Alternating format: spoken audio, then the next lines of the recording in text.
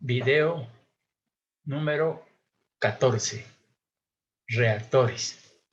Bien, señores estudiantes, entonces vamos a trabajar un aspecto bien interesante, importante, en los sistemas biológicos de tratamiento de aguas residuales. Como habíamos hablado anteriormente, pues los sistemas biológicos son ecosistemas de tipo artificial,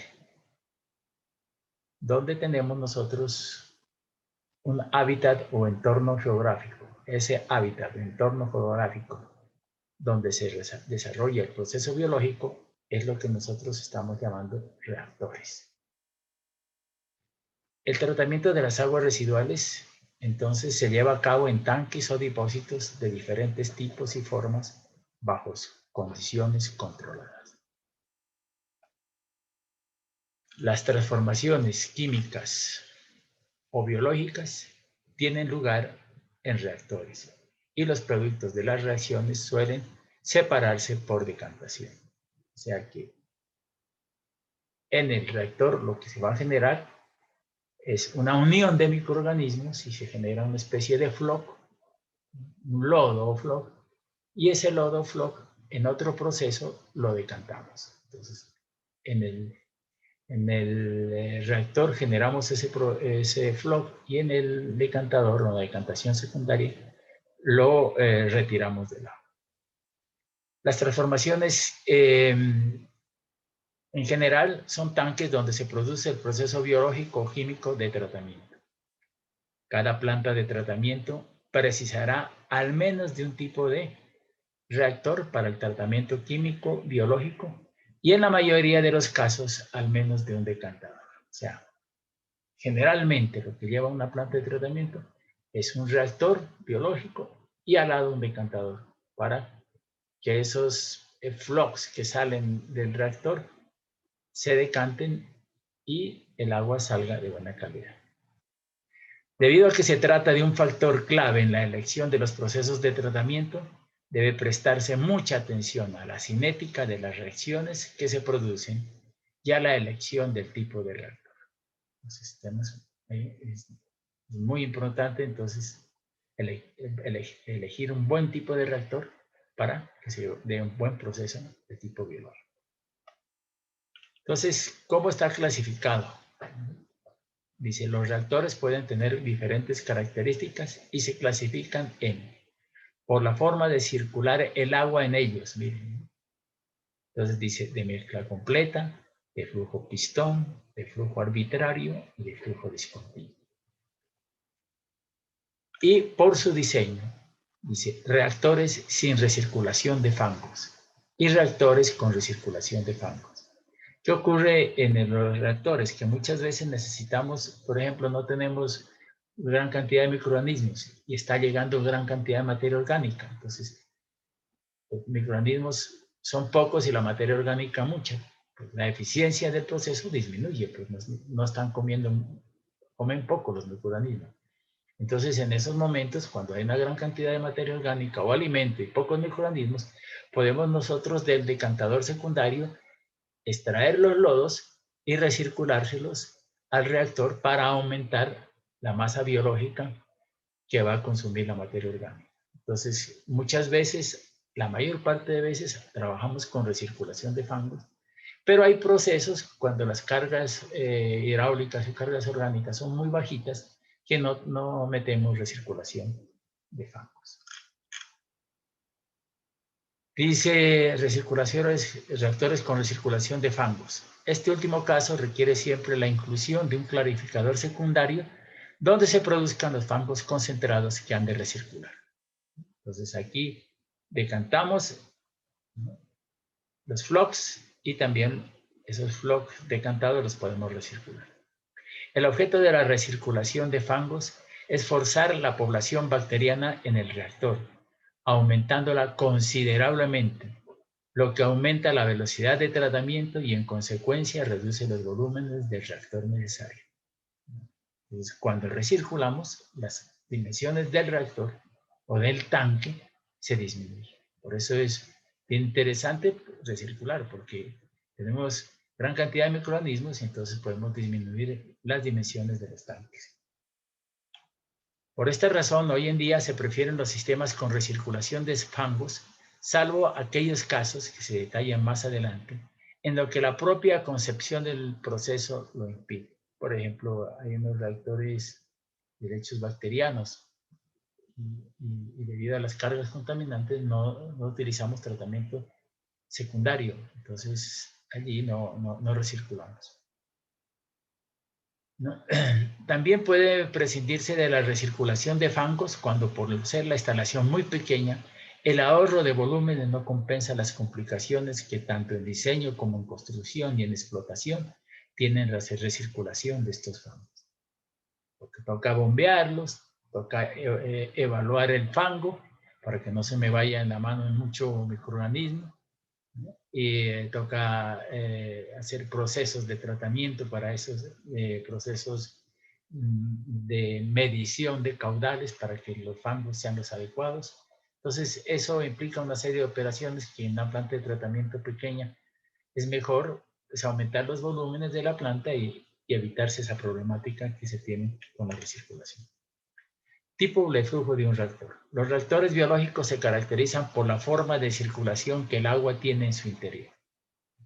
En la tabla 6.1 se detallan algunas características importantes de los diferentes tipos de reactores. Como les decía, son tanques. Entonces, aquí vemos algunas características de los reactores. Entonces, dice modelos de regímenes hidráulicos. El primer reactor de flujo pistón, miren ustedes, la configuración del flujo pistón es alargada. Siempre que vean un tanque alargado, dice el flujo es pistón. Dice, la partícula entra continuamente en un extremo del tanque, pasa a través del mismo y son descargadas en el otro extremo, en la misma secuencia en que entra. Las partículas conservan su identidad y permanecen un tiempo igual al de retención. Se logra en tanques largos.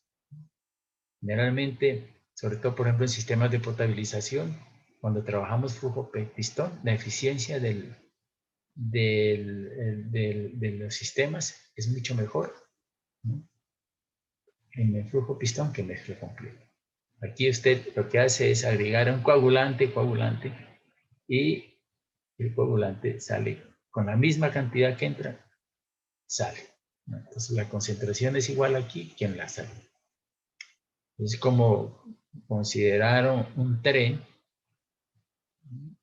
con varios vagones. Cada vagoncito de estos lleva una concentración constante. Y la misma caudal y la concentración que entra es igual a la que sale. Esto en los activados vamos a ver que lo utilizamos mucho, ¿no? ¿Por qué? Porque mejora la eficiencia del sistema. El reactor de mezcla completa es un sistema rectangular, ¿no?, o cuadrado, ¿no? Entonces aquí entran las partículas que entran se mezclan con lo existente y salen. Dice, las partículas que entran en el tanque son inmediatamente dispersadas en todo el reactor. El flujo de entrada y salida es continuo. Las partículas dejan el tanque en proporción a su distribución estadística. Se obtienen en tanques cuadrados o circulares. Entonces, generalmente cuando estamos trabajando cuadrados, dice uno, no es flujo pistón, es mezcla completa. Pero hay un tercer elemento que es el flujo disperso o el flujo arbitrario. Dice, el flujo es arbitrario y se obtiene en un sistema con grados de mezcla intermedio entre flujo pistón y mezcla completa. En la realidad, la mayor parte de los reactores trabajan así. Es una mezcla de flujo pistón y de mezcla completa. Entonces tenemos ese tipo. Claro que tenemos otros tipos, pero vamos a ver cómo son los reactores en batch. Bien, entonces estudiamos los reactores de mezcla completa, ¿no? Aquí digamos que yo tengo un tanque, vengo el afluente y tengo el efluente. Y aquí hay una agitación y una materia orgánica. Si yo aplico una concentración aquí, pues la misma concentración va a salir de ser a la entrada que a la salida. Entonces tenemos que la concentración es 0 y hasta que llega a su máximo nivel, cuando ya está saliendo la concentración del agua, ¿no? Tenemos una concentración inicial y una concentración final. Entonces, estos son los reactores de mezcla completa. Por eso tenemos la figura 617, el reactor de mezcla completa. Un reactor de mezcla completa ideal puede definirse como aquel en que el agua a introducirse en el interior del reactor se ve instantáneamente mezclada con todo el volumen B de agua contenida en él. Así pues, un reactor de mezcla completa es aquel en el que todas las partículas de agua tienen en cada instante la misma posibilidad de salir de él, independientemente de su orden de entrada. Tendremos nosotros bajo la condición. Fíjense ustedes, ¿cómo se estudia esto de los reactores de mezcla completa y mezcla flujo-pistón? ¿No? Utilizando trazadores. Entonces, ¿qué son los trazadores? Pueden ser elementos químicos, por ejemplo, muchas veces se utiliza el cloruro de sodio, y entonces yo mido la concentración de cloruro a la entrada y la concentración de cloruro a la salida, y puedo decir yo cómo se está comportando el reactor, ¿no? Entonces yo puedo hacer ensayos, ¿no?, de trazadores. Hay muchos, ¿no? Con nitrato de plata también se puede hacer, pero es mucho más caro. Pues entonces se utiliza ese elemento como trazador. Si un trazador, por ejemplo, un colorante, otra cosa, colorante, ¿no? ¿Por qué? Porque un colorante yo puedo medir el color inicial y el color final, ¿no? Y en base a eso, pues puedo saber cómo se está comportando la hidráulica de los tanques, ¿no? O puedo hacerlo como cloruro de sodio, ¿no? También. Dice, si un trazador, por ejemplo, un colorante se introduce en forma instantánea, de forma que se consiga una concentración C0 en el interior del reactor y continúa circulando en el agua, se tendrá que volumen por DDT es igual a Q por C0, que es la concentración caudal por concentración inicial, menos Q con C, que es el caudal por la concentración final. Si yo, digamos, esta ecuación expresa que el aumento en la cantidad del trazador en el interior del reactor es igual a la cantidad que entra menos la cantidad que sale en un tiempo de DT. Entonces tenemos la ecuación, ¿no? C es igual a C0, 1 más E por B, E a la menos Q sobre B por tiempo, ¿no? Entonces, concentración final, o sea, esta es la concentración inicial y esta es la concentración de salida en el reactor. Entonces yo puedo obtener esta concentración con el elemento, todos estos elementos de aquí. Y está representada en las figuras 6-7b, ¿no? O sea, concentración inicial, 0.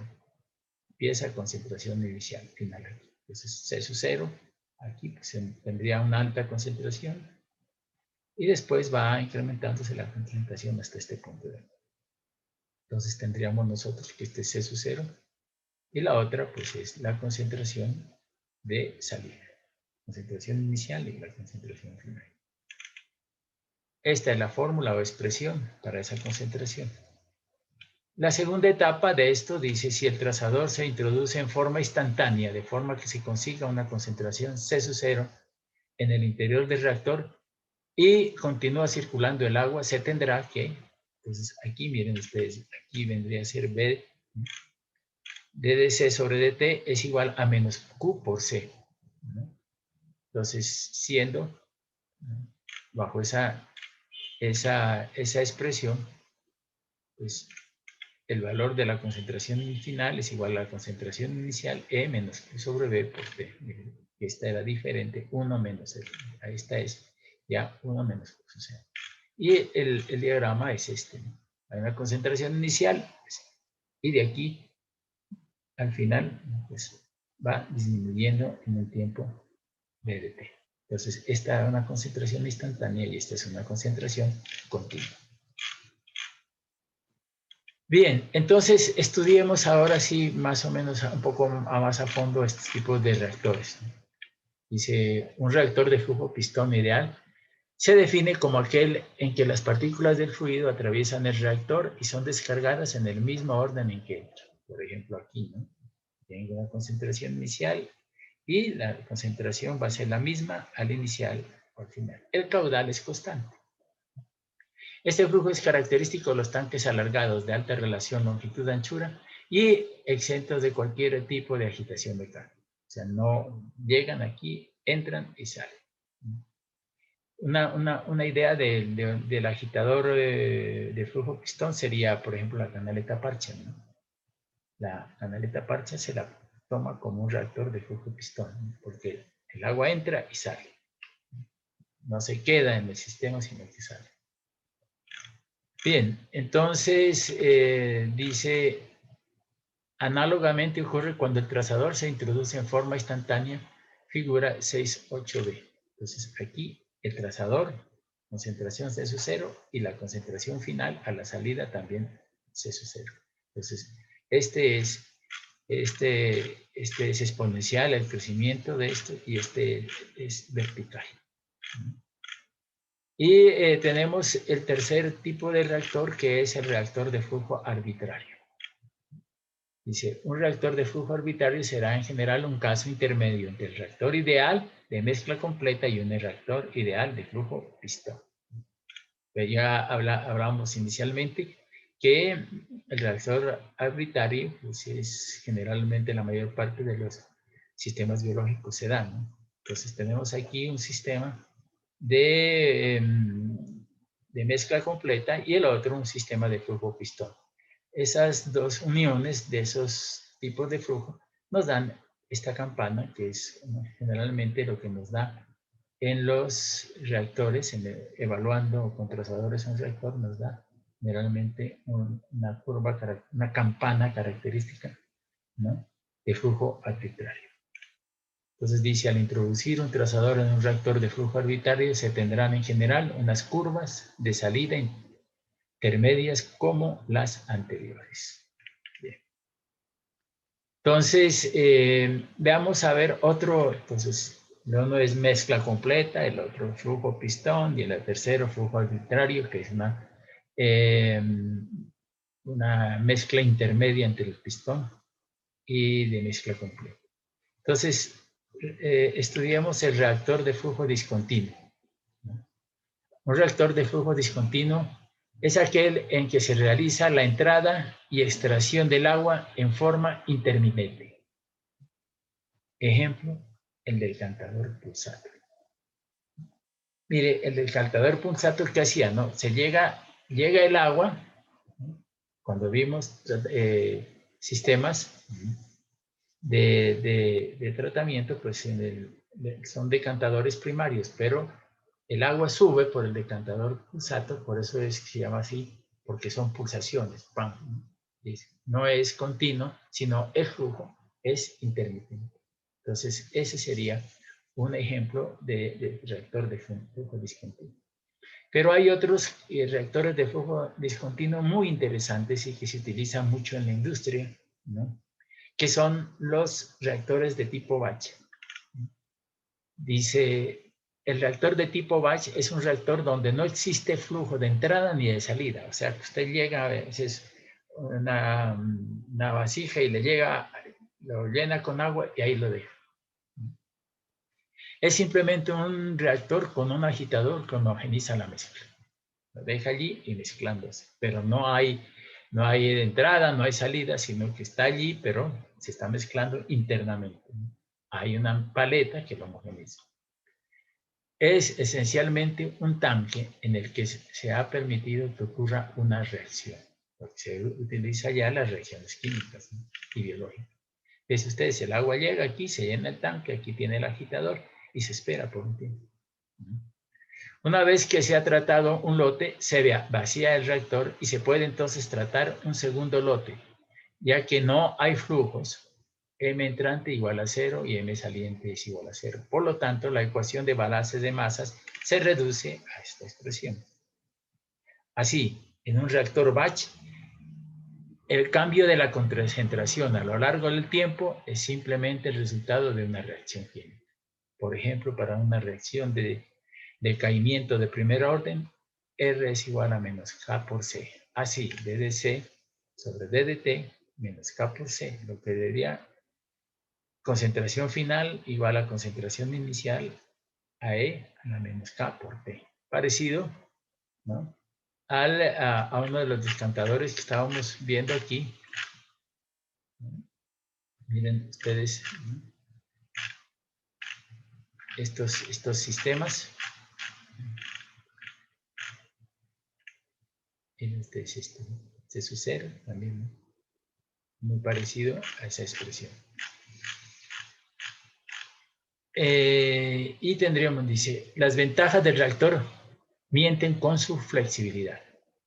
Un solo recipiente puede realizar una secuencia de diferentes operaciones sin la necesidad de romper la contención. Esto es particularmente útil cuando se procesan tóxicos o componentes altamente potentes.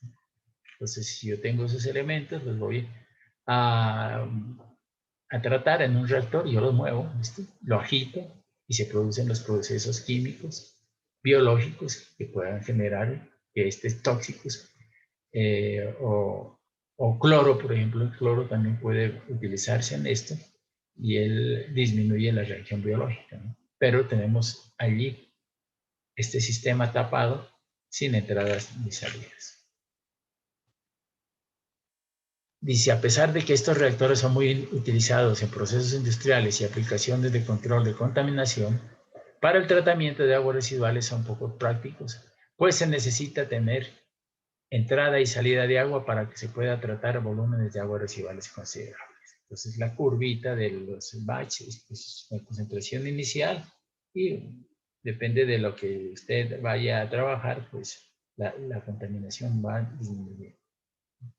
Este es un cálculo de dosis requerida para el cloro, ¿no? Máximo el cloro cuando entra y después la concentración de cloro va disminuyendo. Pero el sistema, el tanque no tiene entradas ni salidas, sino es un proceso biológico que se da con el tiempo. Bueno, entonces dice, los regímenes de flujo de los reactores y combinaciones de reactores serán analizadas en forma específica en los capítulos posteriores. Cuando ya se analicen sobre todo fangos activos, ¿no? Ahí ya tenemos que empezar a trabajar estos sistemas de reactores. Bueno, entonces, dejando el tema ya de reactores, veamos la parte de tipos de procesos, ¿no? Entonces, vamos a ver primero según la necesidad de oxígeno. Entonces decíamos nosotros aerobios, anaerobios, facultativos o anóxicos, ¿no?, que están entre aerobios y anaerobios. Según la forma de mantener los microorganismos en el reactor, mire, en estos tanques, ¿no?, en estos tanques de reactor, según la forma, ya decíamos nosotros, ¿no?, la forma del tanque. Entonces, por eso me está hablando de aquí de la clasificación de esos elementos y entonces, digamos nosotros, ¿no?, la forma, los microorganismos en el reactor, procesos de cultivo de soporte fijo, procesos de biopelícula, ejemplos, lechos bacterianos y biodiscos. Bueno, aquí vamos a ver la forma de mantener los microorganismos en el reactor. Miremos nosotros estos tres reactores que son, por ejemplo, estos fangos activos, estos son biodiscos y estos son lechos, filtros percoladores o lechos bacterianos. Aquí, si ustedes observan, es un tanque, pero abajo, en el fondo, ¿no?, se está difundiendo el oxígeno de abajo hacia arriba, ¿no?, el aire, mejor dicho, ¿no? Está aplicado en la parte del fondo y se está distribuyendo hacia arriba el oxígeno. Por eso es que en la parte superior del lecho de lodos activados se ven aquí, ¿no?, unas manchas que son producidas pues, por el movimiento de la masa líquida por el oxígeno que está entrando a este sistema por la parte de abajo. Aquí los microorganismos, ¿cómo están actuando? Los microorganismos aquí están flotando en el agua, o sea, nadando o están dentro del agua. Y entonces estos microorganismos se mueven dentro del agua y ellos van y se comen su alimento donde esté. Se mueven ellos, están como nadando y comen, ¿no? Donde esté el alimento, pues lo comen. Entonces, estos son lo que se llaman proceso de soporte en suspensión, porque están suspendidos en el agua. El ejemplo son los fangos activos. Esto es lo que vemos, procesos de suspensión. Entonces, ellos están nadando en el agua. En los otros, procesos de cultivo en soporte fijo, procesos de biopelícula, en lechos bacterianos y biodisco. Aquí, al contrario, en este biodisco, por ejemplo, al contrario que los tratamientos de lechos bacterianos, estos biodiscos se están moviendo. Estos tienen un eje, y aquí un eje central, y ese eje central se mueve. Al moverse, fíjense ustedes, ¿por qué biodiscos? Porque estos parecen long play de esos antiguos, ¿no? Y esto se va moviendo de aquí, moviendo muy lentamente, y aquí abajo en el fondo pasa el agua residual. O sea que el alimento, el agua residual la tenemos aquí abajo, el biodisco se va moviendo y penetra en el agua residual, allí cogen el alimento, los microorganismos, y nuevamente esto sale a la atmósfera.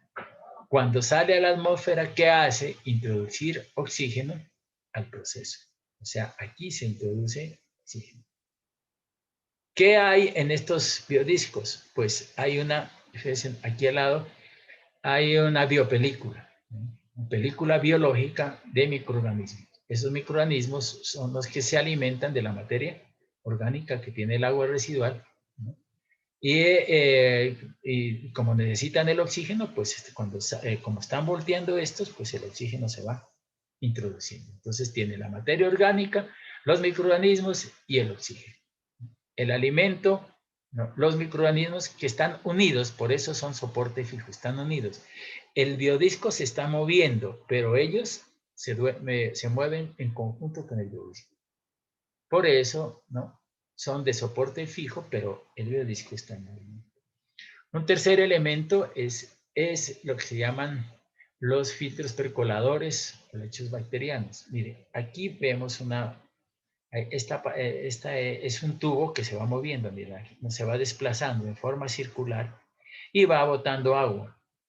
Esta agua es agua residual.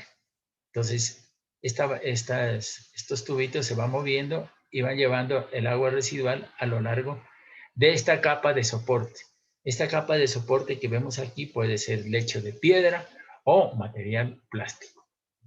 Entonces, esto cae sobre el material plástico como lluvia. Y entonces, ¿qué tendríamos nosotros? Que este es el agua residual, ¿no? Este es el agua residual que me trae la materia orgánica. Aquí está el soporte fijo, que puede ser, como lo decíamos, piedra o material plástico. Últimamente se está utilizando mucho el material plástico, es mucho mejor, ¿no? Tiene más eficiente, tiene más áreas específicas. Y los microorganismos que se adhieren al soporte o al soporte, en este caso fijo. Este sí está fijo, el soporte está en movimiento, este está fijo. Y entonces los microorganismos se adhieren al soporte, les llega el agua, ¿no? Que es el alimento, y estos soportes están ventilados. O sea, abajo este sistema tiene unos huecos que hace que el aire, ¿no?, recircule de abajo hacia arriba. ¿Llevándole qué? Que recircule el aire de abajo, lleva oxígeno. Entonces, tiene el tercer elemento. Tiene entonces la materia orgánica, los microorganismos en los soportes y el oxígeno que lo adquiere del aire que va de abajo hacia arriba. A la parte de abajo tiene unos huecos y eso introduce aire aquí y el aire tiene oxígeno y entonces el oxígeno lo lleva a los microorganismos que están en el lecho de soporte. Entonces, por eso se habla de diferentes tipos de reactores. Estos reactores, porque el oxígeno es libre, y aquí el oxígeno viene del agua con materia orgánica y aquí tiene el oxígeno de ventilación, estos sistemas. Por eso se llaman sistemas aerobios. Entonces, mantener los microorganismos en soporte fijo, suspensión, fangos activos y procesos naturales. Generalmente, pues estos son los tres principales procesos de tratamientos aerobios. Mira. Entonces dice, según el contaminante a transformar, ¿qué es que queremos tratar nosotros? Pues generalmente lo que queremos quitar es carbono, ¿no? Elemento básico de la materia orgánica. Pero también podemos quitar nitrógeno de las aguas y también fósforo. En nuestro medio, pues a duras penas estamos trabajando con la eliminación de carbono. Ya se están haciendo ya las plantas, hay nuevas plantas de tratamiento que están trabajando en la cuestión de eliminación del nitrógeno por medio de nitrificación y desnitrificación. Entonces, pero eso ya son plantas mucho más modernas, ¿no? Y ahora, pues la última moda es eliminar fósforo, ¿no? O sea que esos tres elementos, carbono, nitrógeno y fósforo, eliminarlos, ¿no? Entonces, las investigaciones están por este lado, ¿no? Pues ya sí, ya hay buena bibliografía sobre la descontaminación por nitrógeno y vamos a ver si de pronto vemos alguna cosa de eso, ¿no? Y también cómo hacemos para transformar el fósforo, ¿no? Que, por ejemplo, ese nitrógeno y fósforo son problemáticos en las lagunas, ¿no? Porque son elementos nutrientes. Entonces, si de pronto, si queremos nosotros mantener una buena laguna en condiciones ambientales adecuadas, que no haya eutrofización de los lagos, pues lo que hacemos nosotros es eliminar el nitrógeno y eliminar el fósforo. Entonces, eliminado eso, estos son elementos que pueden contribuir a que los microorganismos no crezcan, ¿no? Pues ellos aumentan el número de microorganismos. En este caso, pues nosotros quitando el nitrógeno y el fósforo del agua, pues las lagunas, digamos que tienen una vida útil mejor debido a que no genera mucho microorganismo. Entonces dice procesos de cultivo, ¿no? Fijo, dice, ¿no? Procesos de cultivo fijo. Entonces, ¿cuáles son los conceptos de procesos de cultivo fijo? Los lechos bacterianos, miren estos, de cultivo fijo. ¿Por qué? Porque los microorganismos están fijos o adheridos a los soportes. Aquí también los microorganismos están adheridos al biodisco, ¿no? Entonces, el cultivo fijo. De hecho, bien, y filtros biológicos inundados, ¿no? Por ejemplo, los filtros anaerobios. Bien, estos son procesos aeróbicos. Veamos nosotros ¿qué es otro? Estos son de cultivo en suspensión, de cultivo fijo en biodiscos, de cultivo fijo en lechos bacterianos. Pero en procesos anaerobios, veamos a ver ese reactor USB que ya lo habíamos visto anteriormente, ¿no? Entonces veamos a ver cómo están los microorganismos. ¿Están en suspensión o están fijados en algún elemento? Entonces lo vemos que en el lecho bacteriano pues se forman, aquí entra la materia orgánica y se forman flocos, ¿no? Y entonces estos flocos es un lecho en suspensión. No están fijos, sino lecho en suspensión. No tienen ningún elemento de cultivo fijo, sino similar a lo que hacen los fangos activos, ¿no? Están en suspensión. Pues en el reactor anaerobio USB es un reactor de lecho en suspensión. Por último, veamos los principales procesos biológicos utilizados en el tratamiento de aguas residuales, los cuales se resumen en la tabla siguiente. Entonces, tenemos tres tipos de procesos: aerobios, anóxicos, anaerobios. Y por último tendríamos nosotros aquí algún elemento que es combinación. En el tratamiento de aguas residuales generalmente se combinan, ¿no? Hay veces que todo lo hacemos anaerobio o todo lo hacemos aerobio, pero hay veces que para unos casos trabajamos aerobios y para otros casos en la misma planta trabajamos anaerobios, ¿no?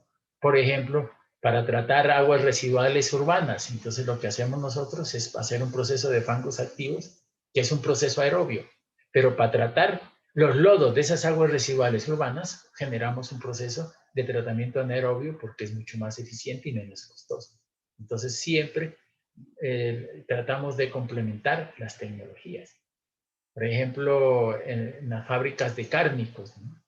Donde tienen una gran, digamos, contaminación, ¿no?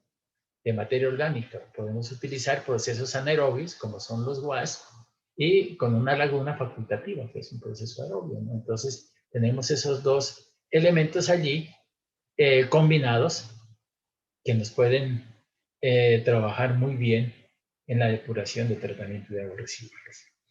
Por eso aquí hablamos de procesos combinados.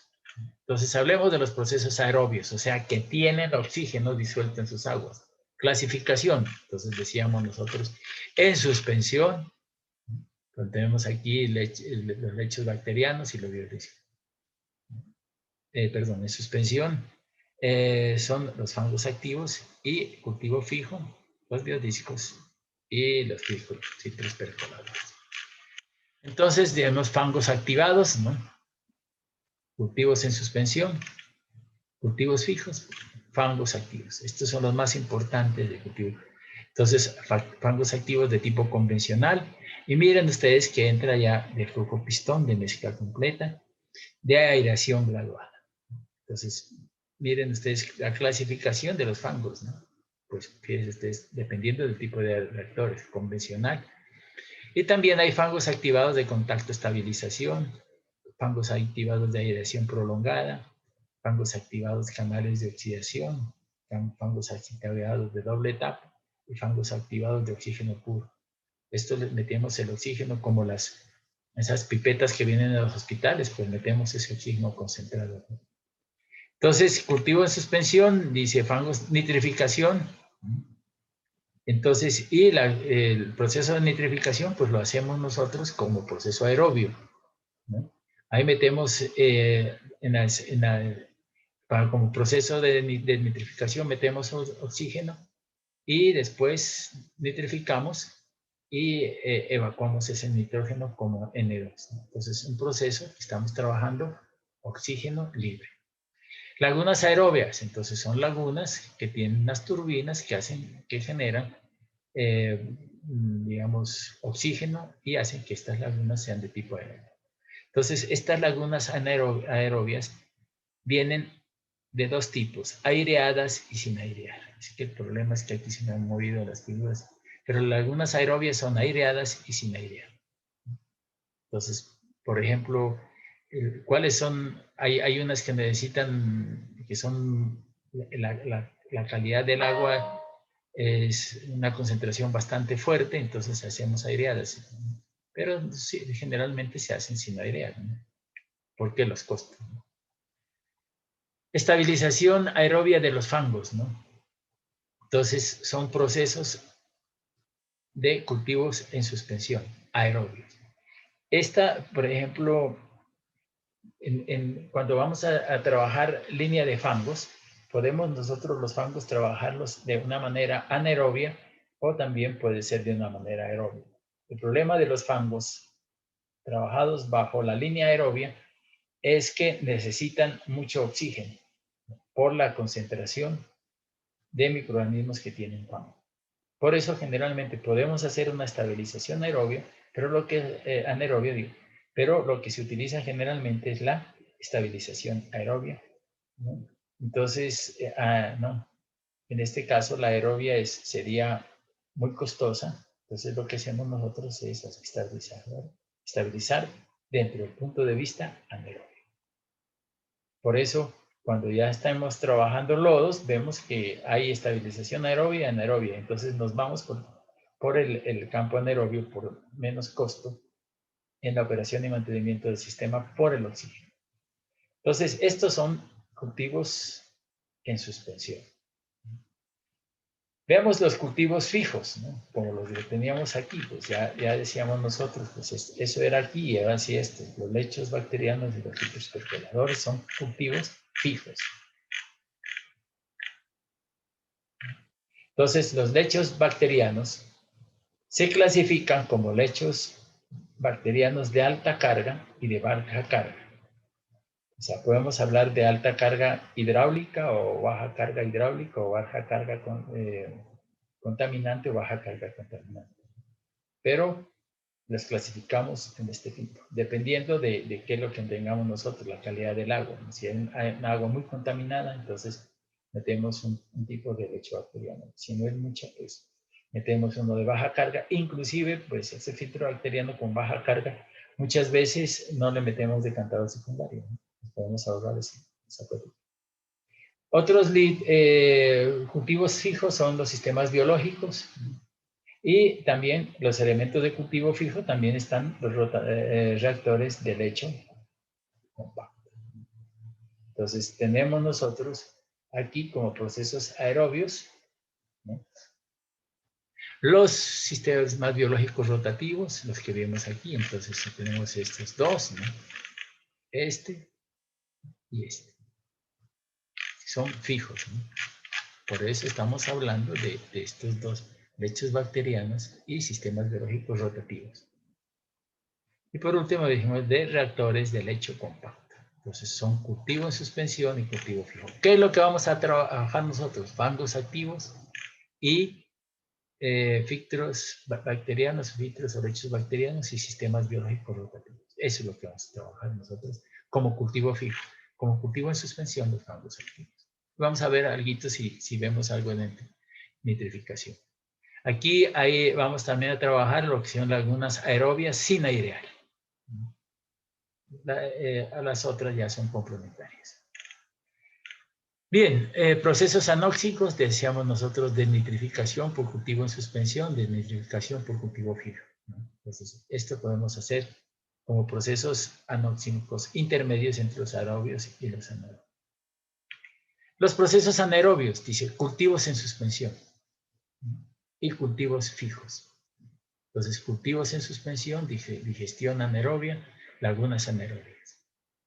Esto vamos a ver, ¿no? Por qué las lagunas anaerobias son parte de lo que se llaman las lagunas de oxidación. Entonces, están compuestas por lagunas anaerobias, lagunas facultativas y lagunas de maduración. En este caso, vamos a ver las lagunas anaerobias. Y como dice aquí, pues son procesos anaerobios. De cultivo fijo, procesos anaerobios de cultivo fijo, pues son los filtros anaerobios. ¿Qué más habría aquí? Por ejemplo, si fuera los biodiscos, decimos nosotros, son procesos anaerobios de cultivos en suspensión, pero ya los tenemos nosotros en tratamiento primario, no en tratamiento secundario. Por eso no aparecen aquí, porque estos son ya específicamente tratamientos secundarios. Y tenemos lo que corresponde a los procesos combinados, aerobios y anaerobios. Entonces, lagunas facultativas, lagunas de maduración y lagunas anaerobias. Entonces, fíjense ustedes que aquí estas tres, o sea, ¿no?, comprenden lo que se llaman las lagunas de estabilización o maduración, que están compuestas por tres elementos, lagunas anaerobias, lagunas facultativas y lagunas de maduración. Y con esto, pues, podemos nosotros depurar el agua, ¿no? Son procesos muy utilizados a nivel mundial, porque la operación y mantenimiento de estos sistemas es muy pequeña y entonces pues no nos cuesta mucho, pero el problema de esto es que necesitan bastante área. Otros procesos combinados aerobios y anaerobios son la nitrificación y desnitrificación. Entonces nitrificamos con procesos aerobios y desnitrificamos con procesos anaerobios.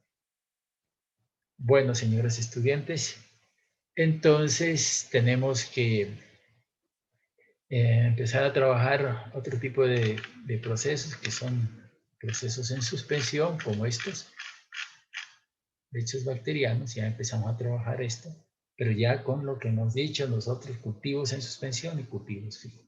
Entonces vamos a trabajar este sistema y por último vamos a trabajar estos sistemas aerobios. Bueno, señores estudiantes, muchas gracias por su atención y como siempre, energías positivas.